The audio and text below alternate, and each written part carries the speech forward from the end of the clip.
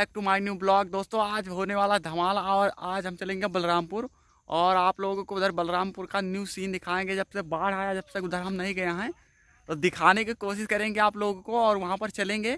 और उधर एक मंदिर पड़ता है बिजलीपुर माता रानी का, तो उस पर दर्शन करने चलेंगे आप लोगों के साथ, आप लोगों को भी शेयर करेंगे। और तब तक के लिए हमारे साथ आप लोग बने रहें। अगर हमारे चैनल पर नए हैं तो चैनल को सब्सक्राइब करें, लाइक करें और वीडियो को शेयर करें। चलते हैं। इतना ज़बरदस्त दिखाई देगा। इधर से हम एंट्री कर रहे हैं यहाँ पर।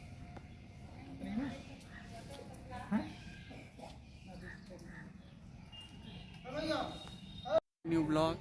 दोस्तों आज आए हैं माता रानी का दर्शन करने के लिए। ये बिजलीपुर मंदिर है, बलरामपुर में पड़ता है और आप लोगों को यहाँ का दिखाएंगे।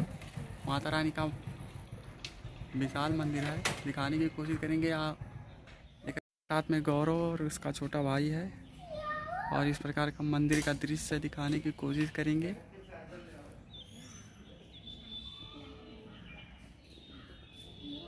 देख सकते हैं ये मंदिर का गेट है, मेन गेट, जिससे अंदर आया जाता है और दिखाने की कोशिश करेंगे। इधर का भी कुछ इस प्रकार का है मंदिर का।